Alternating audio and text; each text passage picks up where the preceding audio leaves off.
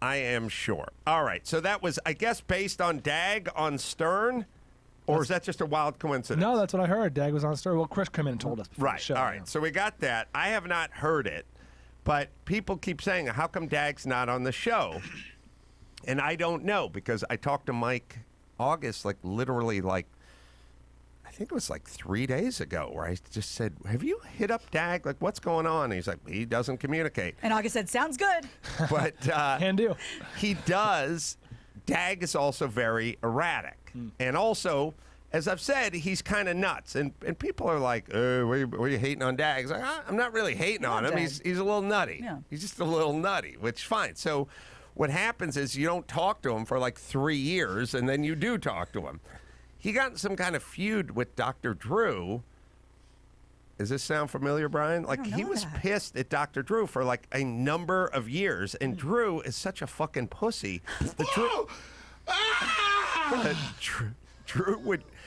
Drew would keep calling him, sending emails Right. what have I done wrong? What have I done wrong? What's going on? I thought we were friends, and he just wouldn't. He wouldn't respond, and Drew was kind of freaking out, although I don't think Drew did anything, but he was still freaking out. You ever heard of pussy? Try it! And that was it. So, and then at some point, I don't know if Dag said he was just pulling this chain or whatever it was, but Drew was sort of upset and was kind of prolonged. So I have no idea why Dag is not on this show or has been on this show, but he went on Stern, and evidently we may have an answer as to why it's not on this show. Do we have it? Yeah, here we go. For a long time. Who's your best friend? I have a couple. Who we did, but of course, only famous people we want to know about. I don't hang out with famous people. There's got to be one famous person who's your best friend. Jimmy Kimmel? Well, Adam and I were quite close. Adam Carolla?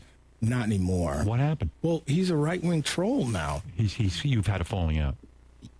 I just can't hang out with him anymore. Politics are ruining a lot I of cannot. friendships. I know what you mean. No. I Wow. can't do it. Did you say it to him? Did you say Adam? We've talked about it. I mean, listen, I just can't do it. You mean But, Adam calls you and you go, Adam? We haven't talked in years. Wow. I haven't done his show in years. I just can't do it anymore. Because of the politics. Yeah, but, go do your thing. I just don't want to be a part of it. It's not like, we had a big fist fight, but no. What do you mean? You don't want the wall? No, I do not. I don't. No, You don't think that's the answer to all our problems? I really don't. You really I don't? really don't. I'm shocked by that. Not a fan of Trump's. Didn't vote for him. But, kidding. This is me. But Yeah. I'll put it like this. I was online one time, and this guy was like, you suck. I used to be a fan. You used to be fucking funny. Stay out of politics. Take jokes. And my response was, we don't agree. But we can still be friends, Right. but we don't agree. And the guy was like, no one ever said that to me. You should be like David. I mean, I guess they're not used to humanity. Why But can't you you're and not Adam be doing friends? that. You're not doing that. You're not. You're not practicing what you no, preach. fuck no. Do you practice what you preach? Absolutely not. Especially not on Twitter. I'm a big phony. Yeah. All right. Well, that's that's very controversial. A big breakup between you and Adam Carolla. Well, we wish him well. We wish him well. without No me. ill feeling, but right. Well, go your own way. Wow. Yeah. I never did talk to him about anything, as far as I know. Would you like to talk to him now? Yeah. Hey, Adam. Yeah, That's all yeah. I got. Dagaroni. I started playing random drops this morning. Big ups to Robin. Oh, shit! Robin calling him out on that. Well, it's You don't do that. well, it is weird to say we'll just agree to disagree and we can still be friends. And, moments after you said we don't talk, Adam and I don't. We're not friends anymore. Yeah. Slightly disingenuous. So would that prompt you in any way to reach out and be like, hey, man, what's up? Or now you got your answer and we all move on? David Allen Wayans? No, I don't. I never really feel. Here's how I go through life.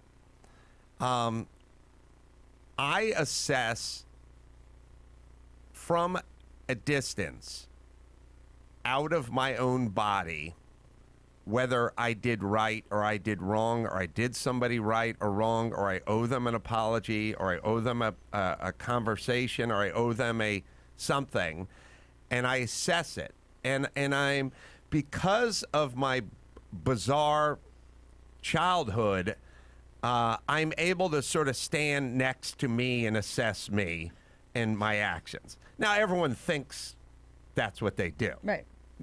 That's what everyone thinks they do, and then you could say, well, that then you then are included in that group of Right. people who think they do Yeah. something they don't do. Everyone's good lawyers for themselves and judges for everybody else. Yeah, you watch enough of the Real Housewives of Well put. Thank you. you watch enough Real Housewives of anything, and they all think they're the fair-minded, even How much is enough? keeled, How much is enough In the of Housewives? even as keeled ones, and they're all crazy and nuts and see things completely their own way. But I think that I am pretty good at going, well, what did I do? What did I do to whomever?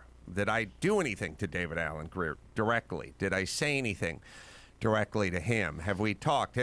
When have I not been generous with him or magnanimous or invited him to do whatever it is I was doing? And I think I've always attempted to be a part of his life, and like if he was doing when we were doing Crank Anchors, I was like, oh, we got to get David Allen Grier on Crank Anchors. When there was a Super Bowl party, I was like, we got to invite David Allen Grier to the Super Party. When I found out he would go to like the Moto GT at Laguna Seca and watch the bikes, I'd be like, you should come to Laguna Seca for the weekend for the car show and stuff. So I've never been overly generous, but I've always been very friendly and never had any ill will or any situation. You've always attempted to include.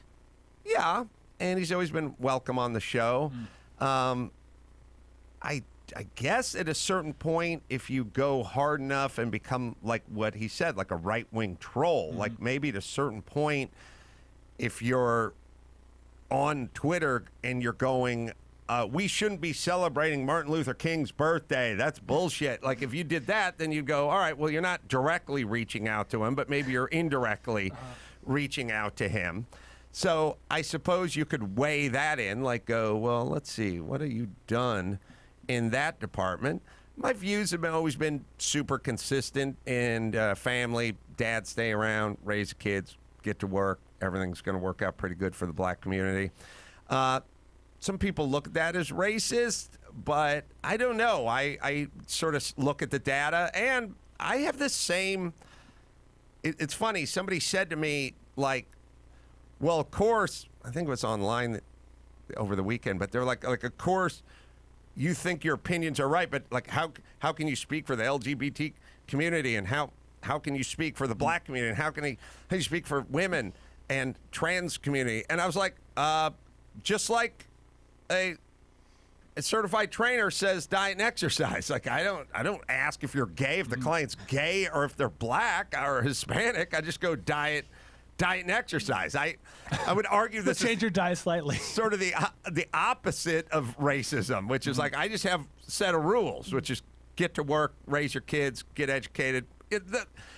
In terms of our society, well, actually any society, there's just a way to become successful. It's like, don't have kids, get married later, have kids later, get your career going, stay cool, dad, stick around, raise kids. All stuff I've always been pretty consistent about. But I guess you could look at that as some form. Well, I guess now that's a kind of a racist statement, although it never used to be. And also, Loveline was exclusively white people calling. We never. I don't know what the demo was, but I mean, For the most part, yeah. it was over 90%, right? Well, it's the kind of stations that was carried on, the K-Rocks of the world. How to, Yeah. demo. Well, What are you trying to say, Brian? No, for White people love K-Rock. whatever reason, it was well over 90% white listening and well over 90% phoning in. I mean, well over. Yeah, I'd accurate? say so. Yeah. Okay. Certainly for the phone-ins. I can't say for the it's the listeners. same- But yeah. Certainly the people I talked to for Yes. several years. Yes, and probably listening as well. So I gave them the same advice I would give anybody from any community, which is stop having the kids so young. Dads raise the kids. focus on your education. This is the exact same thing for a decade talking to white people. Don't get pregnant, I'm making air quotes, was sort of the de facto sign off for most of the people that called in. Like, all right, good talking to you. Don't get pregnant. Right. Whitey. Yeah. But just, the people, who But who are like the at risk nutritionist, or, the same thing applies. Easy on the carbs. It just applies to all groups. So that was kind of my approach. But I don't think the right-wing trolls are weird. It's kind of weird, but okay. But so in terms of Dag, so I guess I could reach out to him and attempt to fix things. This counts. But This is good enough. well, maybe not this part. Don't burn any extra calories. But I don't know. I don't feel like I need to reach out to him and try to fix things because I don't feel like I broke things. I've always been around and open to having him on and socializing and doing whatever may be. So your guys' relationship, you just kind of faded away. Nothing in particular had you guys say, we're done. I don't think it was an incident. I never talked to him. I never had anything. But again, I don't always know. Like sometimes people, there are times when there's an incident in somebody's head, but it's not in your It head. gets a little stuck in there. Anyone who's been married will probably can tell you that there are many incidents that you're totally unaware of.